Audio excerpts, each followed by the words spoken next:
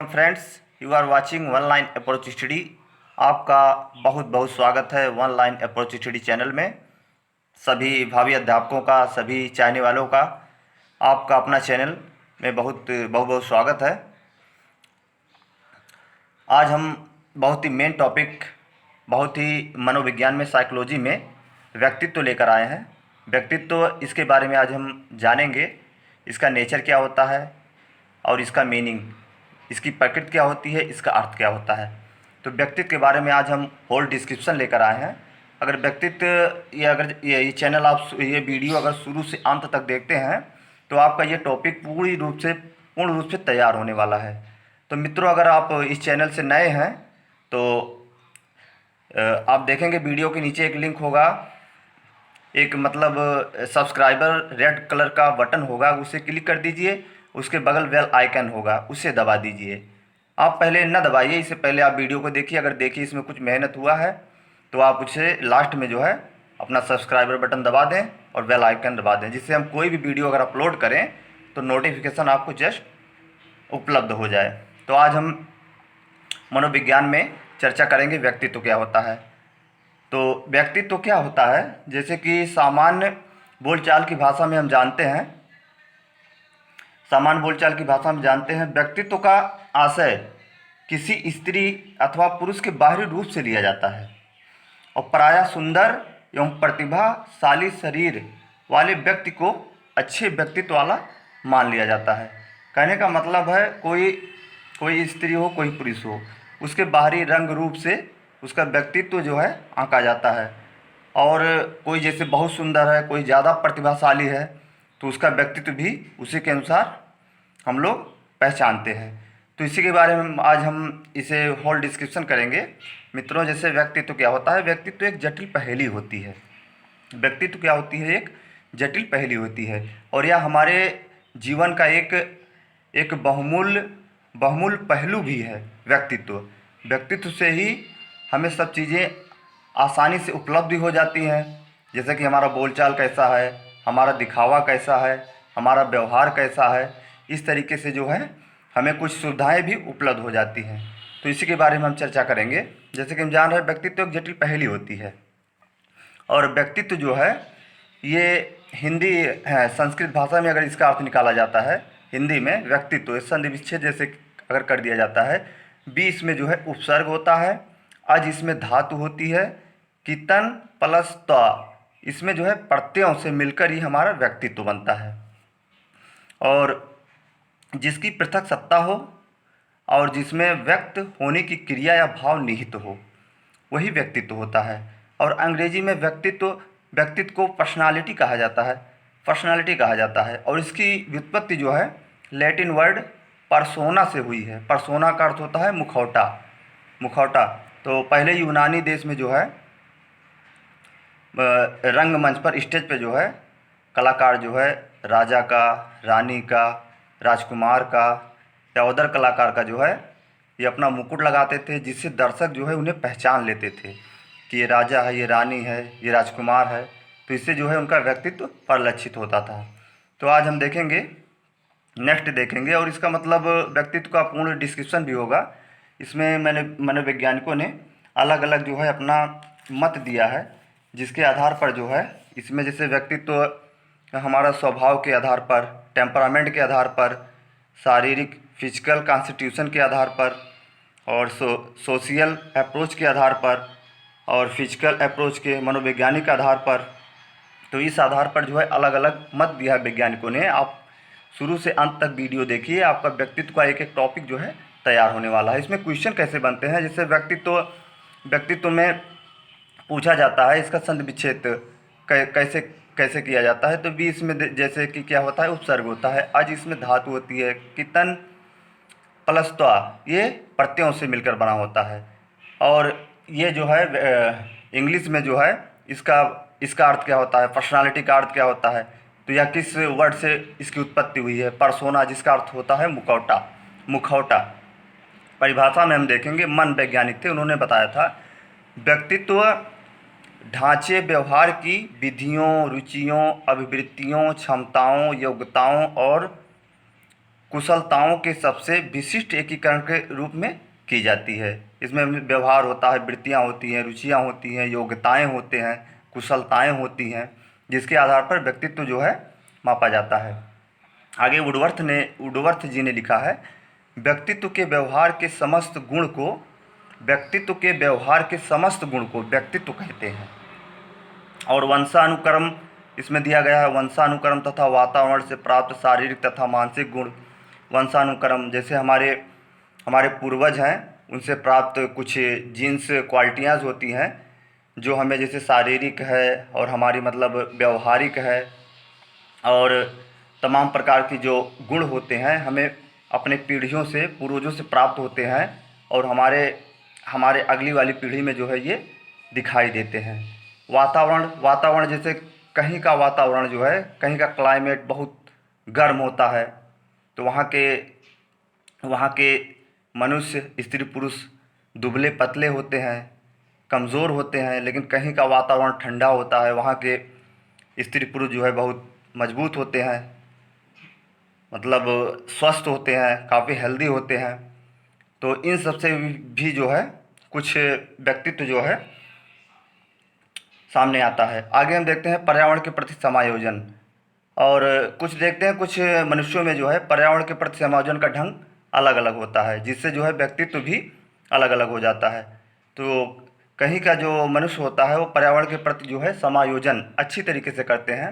कहीं का क्लाइमेट बहुत बहुत वार्म होता है, कहीं का बहुत कूल होता है, कहीं का रेनी एकदम होता है, तो वो अपने हिसाब से एडजस्ट करते हैं, जिनके हिसाब से जो है उनका व्यक्तित्व अलग अलग हो जाता है। गत्यात्मकता अथवा अपरिवर्तनशीलता कहने का मतलब है कार्य करने की कुशलता के आधार पर भी व्यक्तित्व का चयन किया जाता है।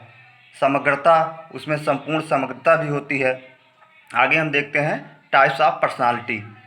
तो टाइप्स ऑफ पर्सनालिटी में हम देखते हैं पहला हमारा होता है टेम्परामेंट के आधार पर, स्वभाव के आधार पर। सेकंड होता है शारीरिक रचना के आधार पर। तीसरा होता है समाजशास्त्रीय आधार पर। चौथा होता है मनोवैज्ञानिक आधार पर।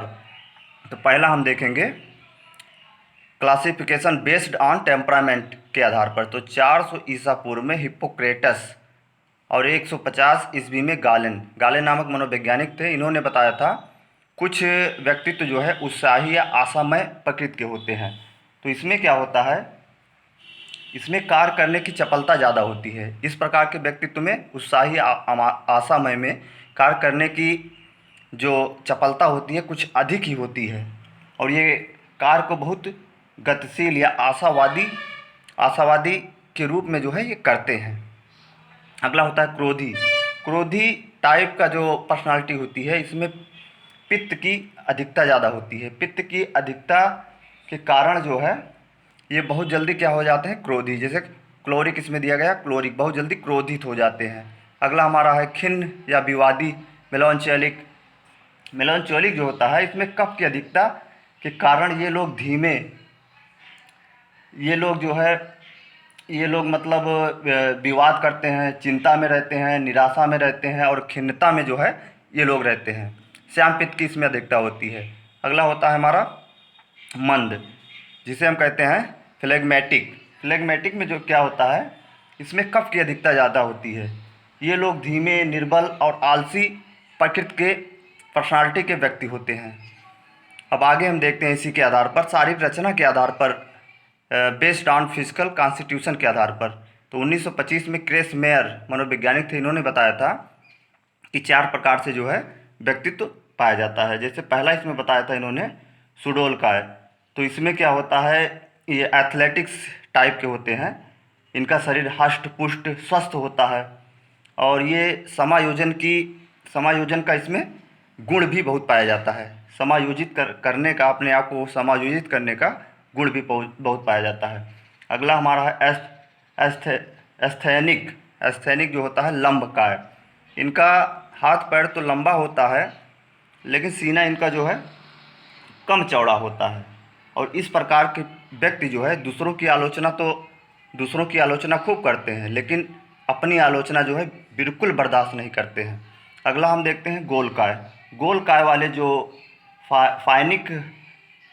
फायनिक जो टाइप के पर्सनालिटी होती है, इसमें इनका कद नाटा होता है, मोटे होते हैं, गोल होते हैं, अधिक चर्बी वाले होते हैं। और ये लोग आराम मतलबी होते हैं, गोल काय वाले आराम मतलबी होते हैं। और ये जो है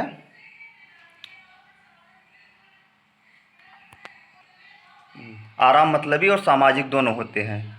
अगला हम देखते हैं मिश्र काय, डायप्लास्टिक जिसे कहा जाता है। इसमें तीनों का मिश्रण पाया जाता है, सुडोल काय, लंब काय, गोल काय, तीनों का मिश्रण जो मिलकर बनता है प्लास्टिक, वो होता है मिश्र काय।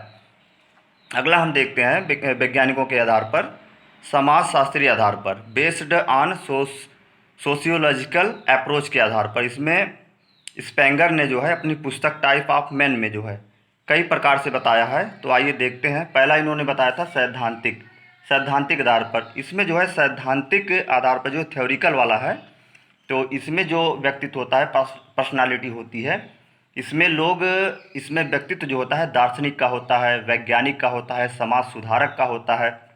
और इसमें जो है चिंतन करने और विवेक की प्रधानता होती है, चिंतन करने और विवेक की प्रधानता होती है सैद्धांतिक में। अगला हम देखते हैं आर्थिक। ऐसे लोग जो है प्रत्येक कार्य का मूल्यांकन जो है आर्थिक दृष्टि से करते हैं और इनका लक्ष्य होता है लाभ कमाना। इनका ओनली एम होता है लाभ कमाना और ये धन को जीवन से अधिक महत्व देते हैं। इस श्रेणी में व्यावसायिक लोग आते हैं। अगला हम देखते हैं सामाजिक में जो है ये सामाजिक इस प्रकार के पर्सनालिटी में इसमें जो है सामाजिक कार्यों में ज़्यादा रुचि रखते हैं और इसमें सामाजिक गुणों की प्रधानता अधिक होती है। ये लोग समाज कल्याण की भावना भी रखते हैं। अगला हम देखते हैं धार्मिक जैसे साधु, संत, योगी, दयालु, धर्मात्मा आदि व्यक्ति जो है इस श्रेणी में आते हैं और ये लोग जो है ईश्वर तथा आध्यात्मिकता में जो है विश्वास करते हैं, धार्मिक वाले में, रिलीजियस वाले में। अगला देते हैं राजनीतिक में जो है इनका कार्य जो होता है सत्ता को हासिल करना होता है और भाषण देने में रुचि रखते हैं। इस प्रकार के व्यक्तित्व इसमें पाए जाते हैं। अगला हम देखते हैं सौंदर्यात्मक एस्थेटिक जिसे कहा जाता है। ऐसे लोग जो है सौंदर्य के पुजारी होते हैं, आर्ट के पुजारी होते हैं और सभी वस्तुओं को जो है कला की दृष्टि से देखते हैं और इनमें जो है ऐसे लोग क्या होते हैं, अविश्वसनीय होते हैं। अगला हम देखते हैं मनोवैज्ञानिक के आधार पर जो है युंग नामक मनोवैज्ञानिक ने इन्होंने अपनी पुस्तक साइकोलॉजिकल टाइप में जो है मानव प्रकृति के आधार पर अलग अलग प्रकार से व्यक्तित्व के बारे में चर्चा की है। इन्होंने पहला बताया था बहिर्मुखी व्यक्तित्व जिसे एक्सट्रोवर्ट पर्सनालिटी कहा जाता है। दूसरा हमारा बताया था अंतर्मुखी जिसे इंट्रोवर्ट पर्सनालिटी कहा जाता है। तीसरा बताया था उभयमुखी व्यक्तित्व इसे एम्बाइवर्ट पर्सनालिटी कहा जाता है। तो पहला हम देखते हैं जो युंग नामक मनोवैज्ञानिक ने बताया था साइकोलॉजिकल टाइप में बहिर्मुखी व्यक्तित्व, मतलब ये बाह्य जगत से ज़्यादा रुचि रखते हैं। इनके पास जो है अनेक मित्र होते हैं, मित्र बनाने की क्षमता भी इनमें अधिक होती है और ये अपना जीवन आनंद पूर्वक बिताते हैं और ये आशावादी प्रकृति के होते हैं और भविष्य की चिंता इनमें नहीं रहती है और ये जो है वर्तमान से ही संतुष्ट रहते हैं, प्रेजेंट से ही संतुष्ट रहते हैं। उपन्यास पढ़ने में रुचि लेते हैं, फिल्म देखने में रुचि लेते हैं, भाषण देने में रुचि लेते हैं। तो इस प्रकार के व्यक्तित्व में बहिर्मुखी में जो है ये जो है बाह्य जगत से ज़्यादा कनेक्ट होते हैं। अगला हम देखते हैं अंतर्मुखी व्यक्तित्व। अंतर्मुखी जो होता है ये बाह्य जगत की इनमें चिंता नहीं होती है, ये लोग बाह्य जगत से नहीं कनेक्ट होते हैं और इनका स्वभाव, आदतें, गुण बाहर प्रकट नहीं होते हैं। ये शर्मीले टाइप की ये पर्सनालिटी इसमें होती है और ये एकांतवासी होते हैं, कम बोलने वाले होते हैं, चिंता मग्न में रहते हैं, अपने विषय में ही मग्न रहते हैं।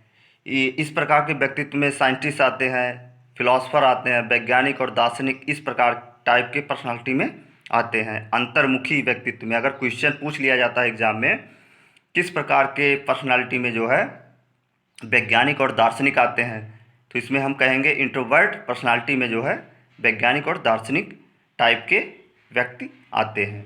अगला हम देखते हैं उभयमुखी व्यक्तित्व, इसे एम्बाइवर्ट पर्सनालिटी कहा जाता है। इसमें दोनों प्रकार के गुण, बहिर्मुखी और अंतर्मुखी, दोनों पर्सनालिटियाँ इसमें पाई जाती हैं। तो टर्मन विद्वान थे, इन्होंने बुद्धिलब्धि, बुद्धिलब्धि क्या होती है? बुद्धिलब्धि जो होती है ये मानसिक आयु, बुद्धिलब्ध इक्वल टू मानसिक आयु बटे वास्तविक आयु, इसी से निकाला है इन्होंने। इतने प्रकार के पर्सनालिटी परिलक्षित होते हैं, जैसे प्रतिभाशाली हैं, प्रखर बुद्धि वाले हैं, उत्कृष्ट बुद्धि वाले हैं, सामान्य बुद्धि वाले हैं, मंद बुद्धि वाले हैं, निर्बल बुद्धि वाले हैं, मूर्ख हैं, गूढ़ हैं, जड़ बुद्धि हैं। सबका वर्णन पर्सनालिटी के तौर पर जो है करना संभव नहीं है, लेकिन जो वैज्ञानिकों ने जिस प्रकार से वर्णन किया है हमने बताने का प्रयत्न किया है। अगर आप इससे संतुष्ट हैं तो प्लीज़ नीचे जो है रेड कलर का सब्सक्राइबर बटन है उसे आप दबा लीजिए, और बगल में बेल आइकन है उसे भी आप क्लिक कर दीजिए, जिससे कोई भी वीडियो अगर हम अपलोड करें आप तक जस्ट पहुंच जाए। धन्यवाद मित्रों, बहुत बहुत धन्यवाद। Best of lux. जय हिंद।